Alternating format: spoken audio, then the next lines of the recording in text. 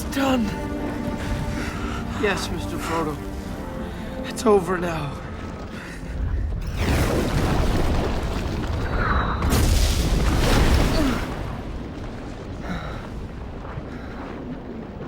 I read The Hobbit in 5th grade, and I went straight on through Lord of the Rings, then did the deep dives on books, Silmarillion, Unfinished Tales, the whole 9 yards. We really, really, really love this material in this world. Always back to Tolkien, and 2, when Tolkien was silent, we tried to invent it as Tolkienian a way as possible. Go back to the book, go back to the book, go back to the book. Then you admit that dwarves did find it, the ore containing the light of the lost Silmarillion. Went deep into the text to find it, and we think there's a beautiful, wonderful story there that you guys are really gonna love. We're Harfoots. Go back to the book, go back to the book, go back to the book. Have you ever lost someone close? My husband, Celeborn. Always back to Tolkien. Here's the other, the Eastard. Go back to the book, go back to the book, go back to the book. That Sauron lives because of you! And you will die because of me! Go back to the book, go back to the book, go back to the book. That's just a little bit of it. Just a couple minutes. God. All right, that's a lot to take in. Did I just see a Balrog at the end of that? Throw yourself in next time and rid us of your stupidity. We did it, people. We made it to the end. Rings of Power, Season 1 is over. Spoilers ahead, of course, because it turns out either Sauron pulled off the most convoluted villain plan of all time, or everything is Galadriel's fault. I'll get back to that in a minute. But we did answer a few questions that nobody was really asking. Who is Sauron? Is the wizard guy Gandalf? And to pretty much no one's surprise who was paying attention, the guy who said the most Sauron-y things throughout the series, Halbrand, turns out to be Sauron. And the guy who looks an awful lot like Gandalf turns out to be Gandalf. Probably. It's not 100% confirmed, but come on. And in typical Rings of Power fashion, as we've all come to expect, this episode was stuffed with bad writing, non sequiturs, and plot lines that didn't really go anywhere. But other channels do a much better job of breaking down each scene and the problems within them. But I'd rather spend my time to take a few minutes to talk about what I think is the show's most grievous sin. That, in my opinion, was the big Sauron reveal. Here's why. Because despite what the showrunners have said about their love and devotion to Tolkien and his writing, this episode in particular showed that they have completely disregarded his story. And maybe it is a rights thing because they don't have the rights to the Silmarillion. But if they can't tell the real story of the Rings of Power because they don't have the rights to the Silmarillion, maybe they should come out and say that up front. Manage everyone's expectations a little bit. Or better yet, don't try to tackle a story you don't have the rights to. Because in the Silmarillion, Sauron is a shapeshifter and he does go to Eregion and tricks the elvish smiths into crafting the Rings of Power. But he doesn't come as Halbrand. He comes in the fair visage of Annatar. He befriends the elven smiths and counsels them in the arts of magic. And despite the fact that Gil-galad,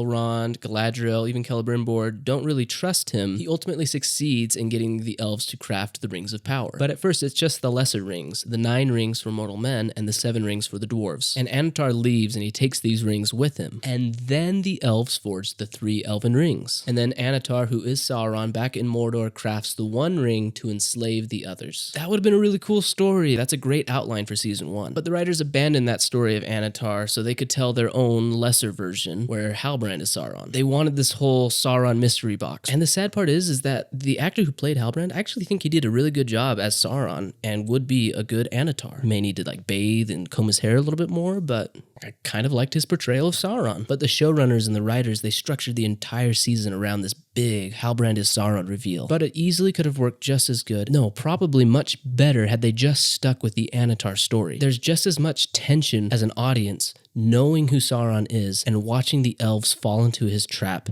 knowing something that the other characters don't. The entire season could have been based on Annatar coming to Lindon and Eregion and gaining favor with the elves and leading them down this path to craft the Rings of Power. Meanwhile, Elrond, Gil-galad, Galadriel, they're all becoming increasingly suspicious of Annatar until it's too late. Instead, we got this. They really just crammed the whole forging of the Rings of Power into this one episode. It kind of just happened right at the end of the season. And maybe later we'll get the 9 and the 7 rings. But again, those were crafted before the Elven rings. Almost more like a proof of concept. But with the version we got, we instead have to face the fact that Galadriel knowingly proceeded forging the Rings of Power when she knew that that's what Sauron wanted. And she hides his identity. The show makes it feel like ultimately everything is Galadriel's fault. She essentially brings Sauron out of retirement and back to his dark ways. He kind of seemed like he wanted to be left alone. He didn't want to go to the Southlands. He didn't want to be the people's king. But Galadriel insisted. It's either that or Sauron had the most complicated plan ever. Somehow he knew that Galadriel was going to jump ship on her way to Elven Paradise. Meanwhile, he'd be on a raft in the middle of the ocean with a bunch of refugees waiting to intercept her, and then they'd be picked up by a Númenórean vessel. They'd go to Númenor, raise an army, go to the Southlands, fight Adar, get injured to an appropriate level where he needed elvish medicine, survive the 6-day journey there, and then trick the elves into forging the Rings of Power. It's either that or it's all Galadriel's fault. I think this show unintentionally completely assassinated Galadriel's character. The writers and the showrunners really seem like they were sincerely trying to make her awesome, but it just recast her character in a very bizarre light for the Lord of the Rings books and the movies, and you're kind of left to wonder why she's a background character in the future, not really fighting Sauron at the forefront, when she has this very personal history with him. The show is ultimately pretty bad, in my opinion, but only if you think about it. If you just turn off your brain and enjoy the pretty pictures and the beautiful music,